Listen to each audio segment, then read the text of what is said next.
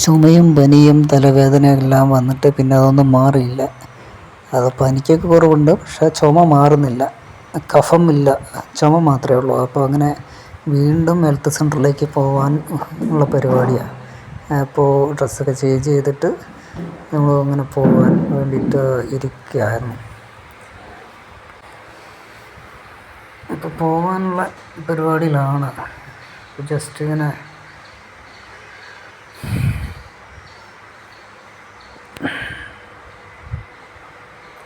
ഇങ്ങനെ ചാവി എടുത്ത് പുറത്തേക്കുള്ള ഡോറ് തുറന്നു, അതുകൊണ്ട് പുറത്തേക്ക് ഇറങ്ങി. ഇതാണ് നമ്മുടെ വീടിൻ്റെ, നമ്മൾ താമസിക്കുന്ന വീടിൻ്റെ ഒരു അപ്സ്റ്റെയറിലാണ് താമസിക്കുന്നത്. ഇപ്പോൾ വണ്ടിയിൽ കയറുന്നതിന് മുമ്പ് ഹെൽമെറ്റ് വെക്കാൻ എനിക്ക് നിർബന്ധം. അപ്പോൾ ഹെൽമെറ്റ് വെച്ചതിന് ശേഷമാണ് ഒന്ന് ഡോറ് പൂട്ടുമ്പോൾ പോലും ലോക്കിടുന്ന പോലും ഹെൽമെറ്റ് വെച്ചിട്ടാണ്.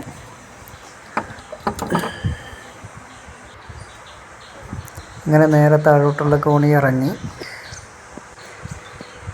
ഇനി അതിൻ്റെ താഴേക്ക് ഭൂമിയിലേക്ക് ഇറങ്ങണമെന്നുണ്ടെങ്കിൽ അടുത്ത സ്റ്റെപ്പ് ഇറങ്ങണം. അപ്പോൾ അതേ കാണും, നമ്മുടെ ഒരു വണ്ടിയുടെ ഒരു വെള്ള നിറത്തിലുള്ള വണ്ടിയുടെ തല കാണുന്നുണ്ട്. അങ്ങനെ വണ്ടി ചെന്ന് ജാഗക്കിട്ട് സ്റ്റാർട്ട് ചെയ്ത് വണ്ടി നീങ്ങുന്നില്ല. അപ്പോഴാണ് ലൈനർ പോയത്.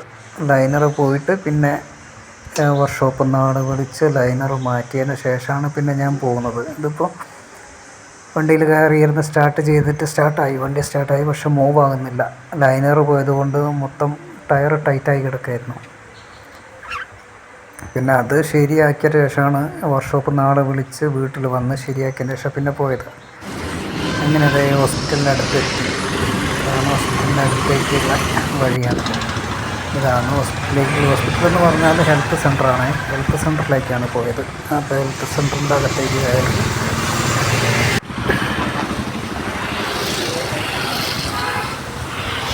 ഇതാണ് ഹെൽത്ത് സെൻ്ററിൻ്റെ കവാടം. അങ്ങനെ ഹെൽത്ത് സെൻ്ററിൽ പോയിട്ട് ഡോക്ടറെ കാണിച്ച് പിന്നെ ബ്ലഡ് ടെസ്റ്റ് ചെയ്യാൻ പറഞ്ഞു. അങ്ങനെ കട്ട വെയിറ്റിംഗ് ആയിരുന്നു. ഒരു 11:30 മണി മുതൽ വെയിറ്റ് ചെയ്യാൻ തുടങ്ങിയത്. അങ്ങനെ ബ്ലഡ് കൊടുത്തു. ബ്ലഡ് കൊടുക്കുമ്പോൾ ഏകദേശം 12:50 പിന്നെ 2:30 മണി 3 മണിയാകും ഇതിൻ്റെ റിസൾട്ട് കിട്ടാനെന്ന് പറഞ്ഞു. ഇതാണ് അവിടുത്തെ റിസപ്ഷനും കാര്യങ്ങളും, ലാബിൻ്റെ റിസപ്ഷനാണ്. അങ്ങനെ കട്ട വെയിറ്റിംഗ് ആയപ്പോൾ ഞാൻ കുറച്ച് സമയം ഇങ്ങനെ വെയിറ്റ് ചെയ്ത് പിന്നെ പോയി ചോദിച്ചു. അപ്പോഴാണ് പറഞ്ഞത് 2:30 മണി 3 മണിയാണ്.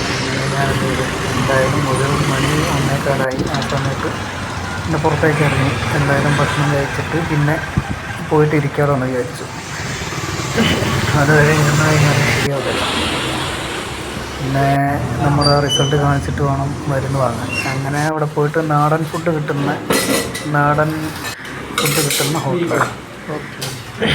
അങ്ങനെ അവിടെ പോയിട്ട് ചോറും ചീരക്കറിയാണ്. ചീരക്കറി, കറി, അതേപോലെ പപ്പടം, ഉപ്പേരി, ഒരു മത്തി പൊരിച്ചതും ഒരു അച്ചാറുണ്ടായിരുന്നു. അത് ധാരാളം കേട്ടോ. പിന്നെ മോര് ഇത്ര ഉണ്ടായിരുന്നു. അതൊക്കെ കൂട്ടി ഞങ്ങൾ കഴിച്ചു. നല്ല ഭക്ഷണമായിരുന്നു കേട്ടോ, നാടൻ ഫുഡായിരുന്നു. അതുകൊണ്ട് തന്നെ കഴിക്കാൻ നല്ല ഒരു സുഖമുണ്ടായിരുന്നു, നല്ല ടേസ്റ്റും കാര്യങ്ങളും.